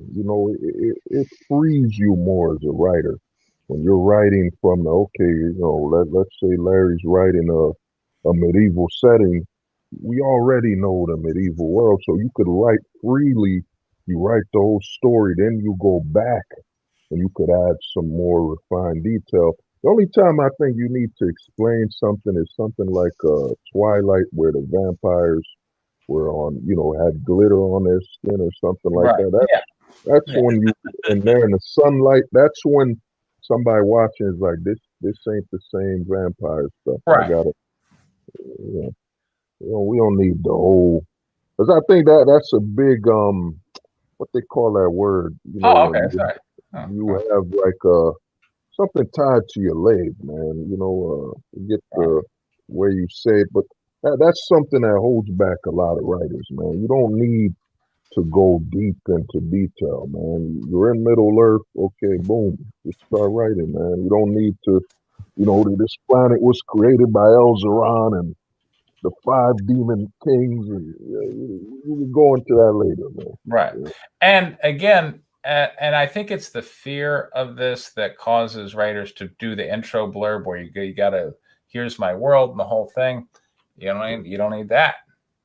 One of the early lessons you learn in writing is how little you really need. Yes. Yeah. You open up, you see a guy in armor with a sword, walking down. We don't even know if magic exists in this world, if it's historic or fantasy, but we'll assume it's fantasy until you set us straight on it. You know. So if like a wizard wanders out of the woods, you don't even have to explain that magic exists in the world. We already figured it happened. You know? No, man. The only thing that might be different is somebody's will question Preston's continuity. Wait, it's winter. How is he still being able to transform to a werebear during the winter? This continuity is inaccurate. Yeah. And clearly, they don't pay attention to Preston because Preston doesn't believe in continuity. I don't. Continuity. Canon. No, I do believe in continuity. I don't believe in canon. Yeah. Well, I mean, the thing with canon is it could be loose, man, because I look at it like when somebody writes a book and says based on a true story. You know, how much of that is true, man? You know, you might just take one piece of, he got shot in Brooklyn, and then you just put that one scene, and everything else was made up. You know, so to me, I look at canon as at some point you know the character. It's like you're writing Batman. You know, how many times do we need his origin? Everyone knows, man. His parents died. Yeah. Everybody knows, but people still seem to love it. So that guy's got a lot of origin stories. I think Spider-Man had even more origin stories. It seemed like every Spider-Man movie was an origin story. They kind of gave up on the origin story thing in the Marvel movies a little bit. So. Yeah, fortunately they did. And we'll see. And also, and actually, and I'm going to disagree about your Batman thing because that was the number one. Well, not the number one thing. Martha was the number one thing. But that was one of the things that killed Batman v Superman was because they did it again. They did they did the Batman Origins story in Batman v Superman. Right. Yep. And it was not necessary because we all knew. I mean, except it was foreshadowing Martha, but we all saw how that turned out. So we already know. I mean, my thing is, man, how you doing? I think at this point it's become, man, is this like, a side effect of Disney? I call it a dead parents porn or something like that, where you I want to say, Matt, good job. I saw that Anna, that Star Wars girl, gave you like a review or had bought your book or something and showed it on stream. There you go. Yeah, man, that's what it's all. Way to go, man. Yeah. That's what it's all about. Yeah. I think she's a completely soulless manipulator, Ethan Orbiter, but that's how you get the I'm glad that she is endorsing your book. So, Where's testify? The definition of clout is getting your book read by that Star Wars girl. There you go. There you go. Yeah. I mean, you need somebody from the top, man. But Preston, you were supposed to say, "I'm proud of you, son." I'm proud of you, Matt. Look, I'm just jealous because I could never get her to look at my stuff. Man, you're supposed to pull out the coffee mug that says the world's #1 dad and just look deep in the camera and say, I'm proud of you, son. I'm proud,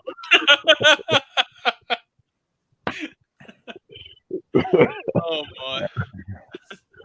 Exactly. Everyone. Well, I mean, I wish everyone was a customer. But I'm just gonna keep putting out good stuff, and look. It's like, look at Doug TeNapel. He's about to stream crossing 400,000 subscribers. Way to go, Mr. TeNapel. Should be interesting if he keeps them. I'm going to be interested to see where he goes now that the election is over. Over. Yeah. I posted one to my Discord 2 days ago. It was just shameless clickbait. I'm like, okay. all right. We're doing the clickbait thing, I see. What if he goes, this is what I think he should do, but I'm really bad at that idea. He should combine the politics with the puppet show. Yeah. I mean, that would be the perfect mix now, wouldn't it? Yeah. I don't know, man. YouTube's been cutting people, man. You gotta be careful. You gotta be careful. I think if he draws stuff, because to me, man, a lot of people got Doug's been fighting cancer, man. Then he succeeds with this. That's very positive thing. But with the way the political thing is, I don't know, man. You know, it's funny how Antifa and Black Lives Matter hold a whole block for 7 days. It's not terrorism, but you get a couple guys who just kick some potatoes. Yeah. Here we go. There we go. But yeah, like I clicked on this one Doug video where it was, new evidence of second Trump administration. Was that the 2-minute long one or whatever? It was like 4 minutes or so, but it was like, look, Mike Pompeo said Trump administration's implying there's going to be a second one. That was his whole video. Yeah, he's like, I don't know how it's going to happen. But I don't know how it's going to happen, but he said it. I'm like, dude, I would be pissed if I was like a true believer, if I was like a QAnon guy who was like, now it's all coming together. Trump is going to win. All right. Comments, and everybody in the comments are like, yeah, Trump is going, man. I'm like, it didn't even matter to these people. They're just like, I'm like, all right, fine. That was one of his best videos. I know it was like completely sarcastic too. Yeah. Yeah. There we go, man. There you go. Yeah, exactly. I don't know if you want to be just mailing stuff to her. I mean that. Possibly. I don't know. Yeah, that address might get tossed around a bit. Certain people may get a hold of it. So. Maybe. Yeah. You are talking about her mailbox, right? Yeah. Yeah. I mean, look, I don't, after Anna participated in the Cancel Preston campaign, she blocked me on Twitter and all that. So I'm not, I don't know what she's been putting out lately. But I assume she, as with many YouTubers, they take out a P.O. box and are like, send me stuff. And then once a week, it's, what did you send me? Oh, look, I got a jar of peanuts. Doug is selling Hopi. There we go. Yeah. And that's what I'm saying. Like, I was just amazed that the comments were all positive. Like nobody was like, this is clickbait. What the big WTF, bro? But no, it's like, it's like I need and he labeled it as like breaking news or something. Like that. It's like breaking news. That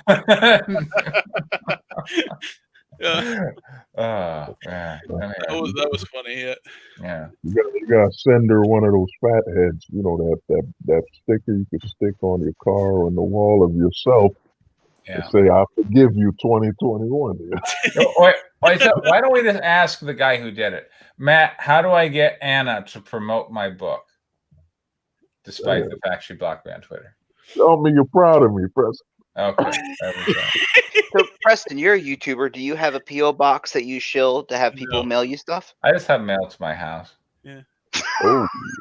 I'll just dox myself. I don't need a P.O. box. I got a shotgun. Yeah, I'm not worried. No. Sure. Yeah. Sure, man. But do you have a mask and a shotgun? Because I mean, that's what you need.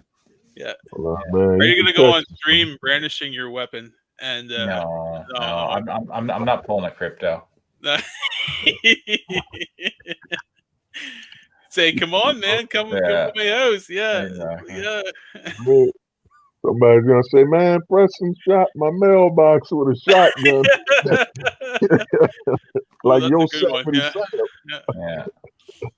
We'll put that in the book. Yeah. Anyway, I gotta go start. Oh, hold on. Matt's gonna give me the answer. I honestly don't know what happened. Some help you are, Matt. Some help. Man. Scrolling through IndieCron. There you go. So you got to get on. IndieCron. I have to get on IndieCron. Hold on. First, okay. Yeah. All right. Well, that's easy enough to do. I can get you on IndieCron, but no, you can't. No. No, I was barred from IndieCron. You were. Oh, right. You forgot. Cecil issue. Yeah, with the Cecil issue. Hello, Cinder Hype. How are you? There he is. Hi. Hey, what's up, man? I hope we didn't go too rough. Some people get a little offended. No, not at all. I put it up there for the purposes of that.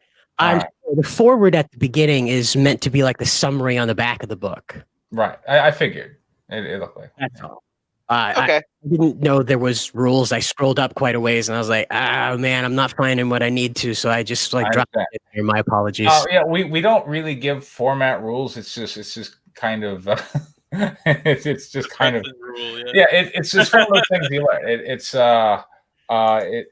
It's format. So when we say screenplay format or comic format, well, you're learning what that means, and its meaning is imprecise. I will say that I've seen a number of screenplays where you have that intro. Like John and I used to be in the Venice Writers Group, and it wasn't uncommon that you would see that kind of one page of world building. But when you look at like professional scripts and spec screenplays, it was never there. And screenplaying is very competitive, and so people are like, if I don't see it on the professional scripts, then I'm not going to put it on the amateur scripts. And screenplays kind of set the tone for other things because everybody's chasing all that stuff. So the trend of the last 20, 30 years or so is to not have that and to just be whatever, you start at this place where the story starts. Like page 1 is what the camera is going to see. Just remember, man, you got a great achievement there. You almost made John say, I'm sick of this burning tree. Yeah. Yeah. I should explain. I chiefly work with foreign artists, so I try to make sure I over-explain things so that the directions stay clear in Google Translate in case they have to use it. I understand. Well, just don't hire a Japanese because then you're really going to have a tentacle tree. There you go. But, right. Yeah, that was used to describe the roots. That's all. Right. Then that's where you can get into photo references. The only thing I would say is about formatting is that even though at least in comic books, it seems, screenplays are very, very strict on formatting. There's a lot of rules on how to format a screenplay. In comics, there doesn't seem to be that. Nope. Wild West. But one of the things, a good guideline, the more actual guidelines. Exactly. One of the guidelines is make your script pleasant to read. Right. Because if it's not pleasant to read, you're going to have a hard time getting people to read it. And if it's not pleasant to read, then the critiques you're going to get are going to be on, it's passive voice. We're not going to be able to tell you about how good your story is and how the plot holes are and your issues with character development if we spend 30 minutes critiquing your passive voice. So you want to make your story as pleasant to read as possible so that we can actually follow it and we're not focused. That's one of the things about spelling and grammar too. If that's all we're talking about, then we're not actually helping you fix your story issues. What I'm passive voices. I'm writing this out like a laundry list. That's really what I'm creating for the artist. Right. But you can still do it in active voice. Right. Instead of saying Bob is sitting at the chair, you say Bob sits at the chair. Yes. And that's fewer words. I just don't want to confuse the artist where he might believe I'm trying to make him do an animated panel where this is an action thing where I'm giving him a picture and describing him as still picture is the way I approach. Well, you can still go seated in the chair, Bob does whatever. Okay. Yeah. Yeah. I know what you mean though, because you also have to keep in mind that I'm assuming that you're going to be hiring somebody who's actually written a comic book before. So he understands that he's only writing one panel, not 24 panels a second. Well, what I've done here is I've described the panel to him, but given that comics is a visual medium, I try to do more in the panel than the dialogue box. So this way, with this panel construction, I have told him the tree is on fire. Right. There are roots that look like tentacles. There is a branch falling into the water, but there is also a branch hitting the water, creating a large wave. Right. I mean, that's what I want in the panel, and he's not guessing what I mean. Let me bring up. Let's see. I think it's. Here. I mean, you said all that, but honestly, that's not what I read when I read that paragraph. I read a tree with tentacles, and that was. All right, here we go. All right. Would you like me to read it? Well, sure. Okay, sure, yeah. There is, there is a giant lake. At the center of this lake, there is a giant tree with roots that are like tentacles reaching into the water. The tree is so tall that it is rising into the clouds. All right, hold on. Can I stop you for a minute? All right, so take those two sentences. Mm-hmm. Why don't we say, at the center of a giant lake sits a giant tree with roots like tentacles that reach into the water and so tall that it reaches to the clouds. And change the tree is on fire to one word, flaming. Yeah. At the center of the lake is a giant flaming tree. Right. Yeah, so that way we've taken 3 sentences, combined it into one, and we've gotten rid of the passive voice. See what I'm saying? It's still just as clear. Yeah. And it's right. Easier to read. Yes. And we are more efficient because in formatting it this way, you waste a lot of there is a, because we have there is a, the tree is, and by combining them, we've eliminated all the redundant words. And yeah, at the center of a giant lake, yeah, a large flaming tree.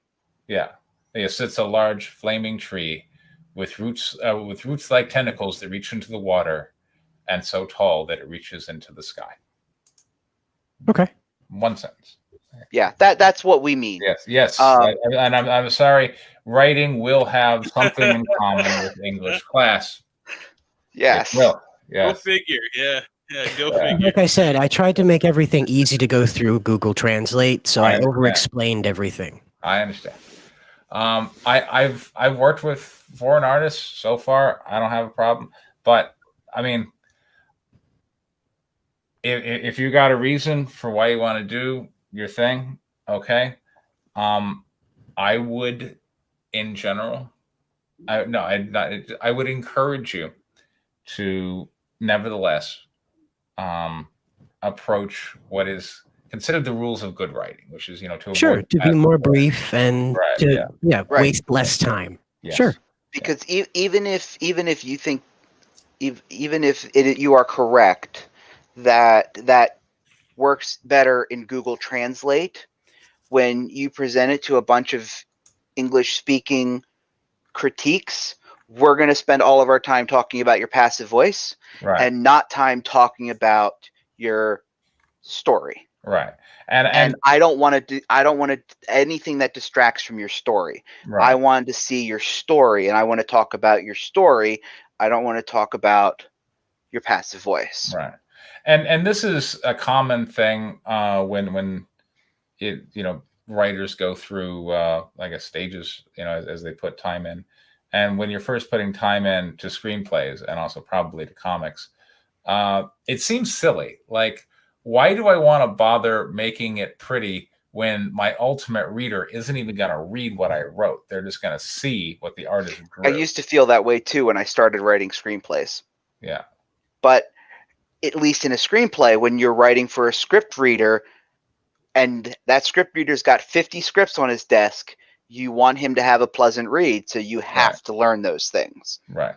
But yes, I used to feel that way too. It's like none of this. And if you actually read actual shooting scripts that are actually in production, they are horribly written because the writer literally wrote it and printed it last night to be shot today. And it looks horrible. And it's got notes and scribbles all over it.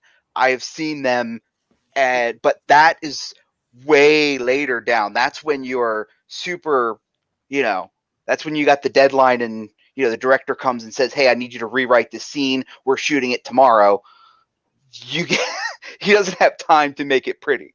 Right. But that's totally different when we are at our place where we're in the beginning and we kind of need to make it pretty because we want people to be engaged with the story. Right. Yeah. So, yeah, but my rule of writing is make it pretty, even though, and I understand, even though the ultimate reader is not going to read what you wrote. Well, I'm gonna say this, man.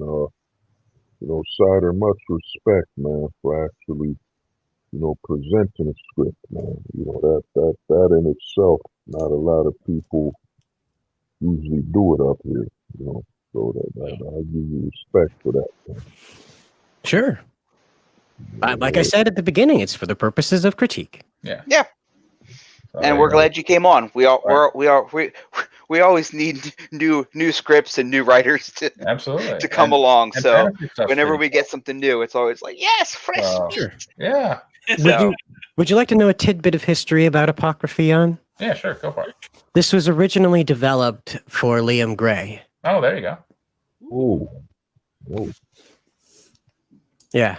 One issue I'm discovering is that artists need enough explanation for them to get the intent, but they are also usually appreciative of less scene descriptions so they can have fun with visuals. Some people work like that, yeah. Some people want you to describe exactly what you want. So I've had different experiences with artists. So, yeah. I think if you get used to working with the same art team, and I'm sure this is something Preston could probably speak to because he's probably used the same art team for a while. So you kind of get into a symbiotic type of thing where they kind of just know what you want, and you can kind of write for, what their strengths are as an artist, so you can kind of write for them, and they know what you as the writer want, and they can kind of write for you, and you kind of just get used to each other, and you just kind of vibe it. But not all of us are there yet.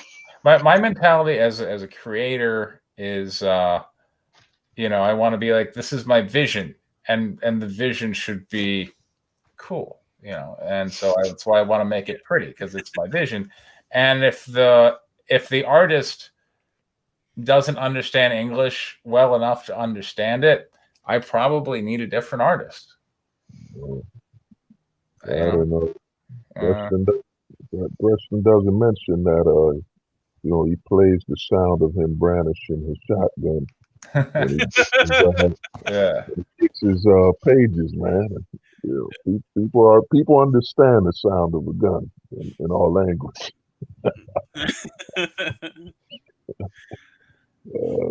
Like I would, if I'm doing this, I'm going to start to now put in some flowery stuff to it, And now I'm going to maybe say an ancient tree sits in the middle of the lake. Its roots, its tentacle-like roots dipping down into the water as its, limbs extend far into the heavens above. It has sat here for 1,000, kind of give some flowery things for how long it's been in the setting. And a lot of times, instead of doing like a big block of text, or like a line of description, I will like try and paint a picture with the words in like one sentence that is like evocative of like an icon, like Lilia stands, a figure broken and deserted in a ruined and desolate city. And I'll just give that one line, and then that's what the artist gets, and I want him to show me that, as opposed to describing how the city looks, how Lilia looks, all this other stuff. I just give that one line, and I just let him go. So you're saying basically, you gotta look at it like this, man. We've all seen these films.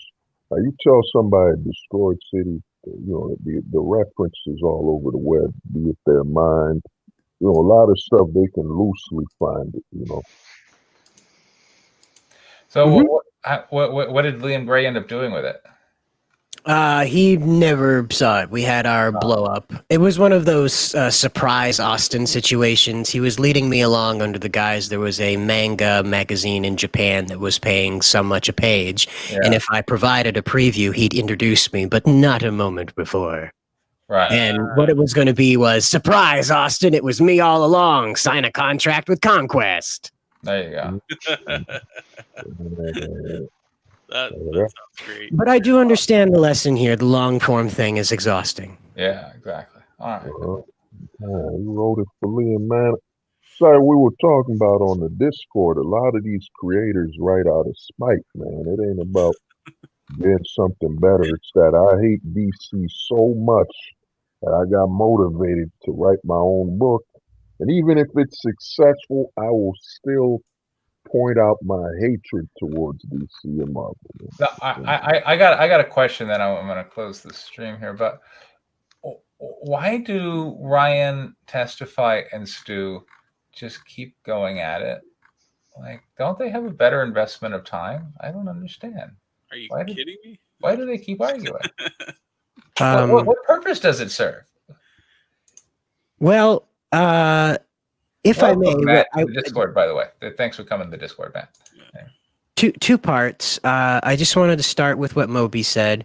I'm one of the few a CGer, former CGer, blah blah. I'm one of those people that I'm one of the few people that never tried out to write comics. I never thought I was worthy for it. So my creations come out of Ethan telling all of us in 2019, you can do this too. There you go. So Apocryphion is probably the weakest thing in my lineup. I really am not good at fantasy at all. I'm a sci-fi superhero, high adrenaline, high energy guy. Dudes on horses is really slow for me. So then write what you love. Well, yeah, it's one of those things where I tried to step out of my boundaries for an opportunity, believing the lie that was fed to me. So you know what I mean. But the second part is with Testify and Ryan and Stu quarreling. This has to do with a continued beef where the personal attacks have come to the point where it's got to turn into Godzilla versus Ghidorah and I forget the little Mecha Godzilla. Let's just say that. Mm-hmm. It's turned into a kaiju death match. So wherever they show up, it's just going to be a nuclear irradiated mess because Ryan has no defense. So what he resorts to is, you're a pedophile. And how do you take that? How do you don't. You have to knock the guy's teeth out. It's the rule. Yeah, like Ryan, he contacted me on Facebook and was like, hey, I was attacking you and your sexuality a few months ago, but I'm over that now. Can you unblock me? And I'm like, no. Yeah. I'm a softie. I'm like, sure. And then he wants to get in a lot of conversations, and I'm like, why don't you just come to the Discord so that way you can, instead of talking, you can talk to everybody. And so I give him the link to Discord. He shows up, and within 5 minutes, he's like, "Fuck you, Stu." I'm like, Stu's like, "Fuck you, Ryan." I'm like, "Oh, you two know each other." Oh, cool. See, Ryan's that guy that shows up at the survivors camp and he's like, guys, I'm fine. I got into a little squabble, but I'm good. See, no scratches, no bites. I'm awesome. Yeah. Then as night falls, he starts eating the children. That's that situation. You just can't bring him in, man. He's got to start a fight because he runs out of defenses. Yeah. So he's got to start a fight. And that's why we left. We got tired of the whole stay angry 24/7 thing. Yeah. There's a new enemy every week. There's a tradition called Nemesis Friday. Mm-hmm. And that's kind of like a twister spin of who's pissing War Campaign off on Friday, and that person gets it till the next Friday. I was always trying to I wanted to be it every week. But hey man, I don't know how the RNG worked. Okay, as far as I know, these guys roll for initiative going to take piss. Okay, so well, I got the vibe on Friday, so I knew on Friday I would be calling them out like, "Hey, play War Campaign, what's up, bitches?" Exactly. Like clockwork, Wednesday and Sunday they come after Testify, Stu, anybody in Pangea to try and drum up some interest for D-Live. Apparently, it didn't work today. Yeah. Oh wow. But I gotta say, Cyber. Cider. Yeah, cider. You have inspired me to want to make another movie. Okay. Yeah. I think people have been saying for a while, including Molby, that the story of Comicsgate would make an interesting documentary. Yeah. And so far I've been like, but the stories you were saying, I'm like, oh yes, that would be great. So I think if you hang around a bit, I'm gonna ask you if you want to dox yourself, sign a contract, and get some money, and just start putting together a documentary on the thing, because I think it'd be really cool. I'll tell you what. You keep being in that voice chat, and we'll talk. Okay. Okay, fair enough. All right. All right. Well, there we go. That's a solid close on a movie deal. And, Hey, it's a verbal contract. that wasn't shit. But I can